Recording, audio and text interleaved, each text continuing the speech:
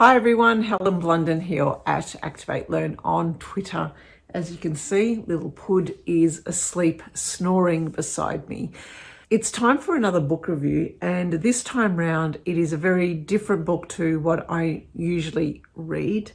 And there's a couple of reasons why I picked this book out from the library. But before I talk about that, I'll mention what that book is. Okay, it's The Last Correspondent, Dispatches from the Frontline of Xi's New China by Michael Smith. Many of you who aren't Australian might not be aware that Michael Smith was one of the foreign correspondents who was evacuated out of China about a couple of years ago when tensions got a bit too much between China and Australia. Now, the reason I chose this book was that I was in the library and I had picked out another book I was going to read, but I saw this book right there on the bookshelf and I simply just read The Last Correspondent, China, and I took it off the shelf. I did not even read the back. I didn't know what it was about, and I didn't know who Mike Smith was until I started reading it. Then I remembered the story from what I'd seen on the media. Michael Smith talks about the time leading up to his evacuation from Shanghai at the time. He was based in Shanghai and he was reporting about all things about China back to Australia. It was a time where things were changing. Now, this book is effectively his recounting of the different China he had seen over the years. Now, the reason why I picked this book out is a couple of things.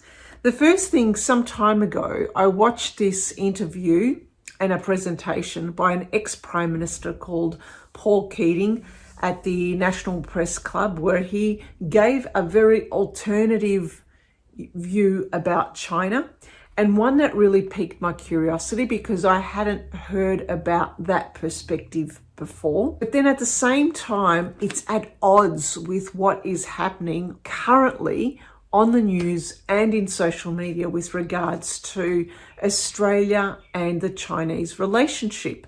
And so I thought maybe if I could read a book like this, which isn't really too heavy, that goes into the history and the whys and the wherefores of the Chinese Communist Party, I really needed, I guess, a personal perspective of the time and the difficulty and the environment of what people like foreign correspondents, reporters, and even Australian business people and Australians who are living in China are currently experiencing. And so The Last Correspondent was published in 2021, so last year, by Ultimo Press. In the last few chapters, we do get the information about China and the trade wars with Australia, China and the Taiwanese situation, China and the Hong Kong protests, and of course China with the coronavirus pandemic.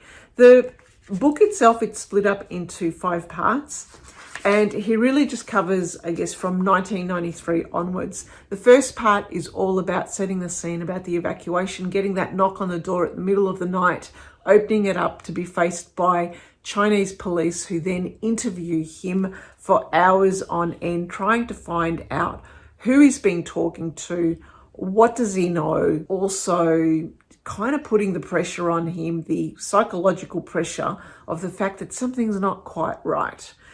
And so the second part of the book, he talks about the years 1993 to 1997.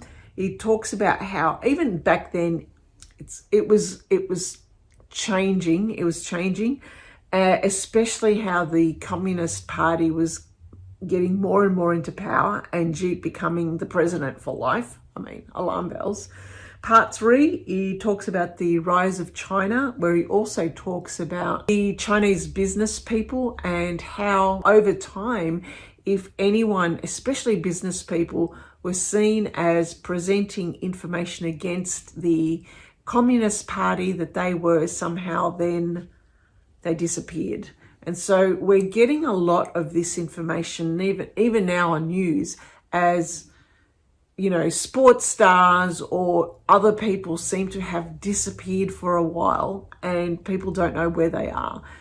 and we assume that they've been detained by the party. Anyway, so part 4 is about the new China, talking about the outbreak, the pandemic, managing that crisis, and also the fact that it's become a police state, and also the trade wars with Australia. And the last part is about his escape and what the Australian government and Department of Foreign Affairs did to try and get all that action behind the scenes to get him onto a plane and quickly escape out of the country so he wasn't detained any further. Which, this has been really enlightening reading for me. I'm not going to say I enjoyed aspects of it, because enjoyed is not the word to use here.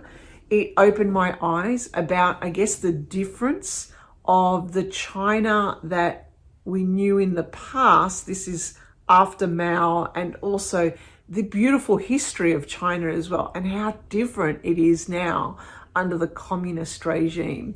And so I'm glad I read this book, and I'm glad I read, I guess, his views and his perspective of going into places like China's re-education camps, where they put the minorities. In this case, he visited a Muslim minority group where China was putting them through a re-education camp, and everything about it just seems so fake. And it's stuff like this, when we're living in a Western country, that we just don't understand. We don't understand living in a regime like this and having our freedoms, not having our freedoms, having our freedoms taken from us, or being scared to say things and talk about things on social media. Or having an app like WeChat where everything, whatever you write, is actually seen by the authorities. It's a completely different mindset. But at the same time, I was also interested to read how the Chinese people think about this. And some Chinese people say that, if you think about it, how are you going to control billions of people? Maybe this is a way, having a communist regime, an authoritarian regime, to tighten the reins on the people is the only way to control it. Otherwise, it would be anarchy, it would be chaos. But again, are they saying this simply because they have to? We don't know. So some people in China, they don't see anything wrong. They've got the balance between the communist and the capitalist society. I don't know. I'm a Westerner. I can't even fathom the idea. I don't even understand the idea. I've never been to China. I've never traveled to China. And so therefore, I cannot comprehend this life. So therefore, I have no say. But at least I could say that I have read something to try and understand, even if it's just one little iota of what it could be like. Now, at the same time, this was really interesting for me because it presented a completely different view from, I guess, the Paul Keating's perspective of China, of older China, at least from 20 years ago, to what it is now. And so, look, that's all I wanted to say about this particular book. I would highly recommend it. The Last Correspondent: Dispatches from the Frontline of Xi's New China by Michael Smith.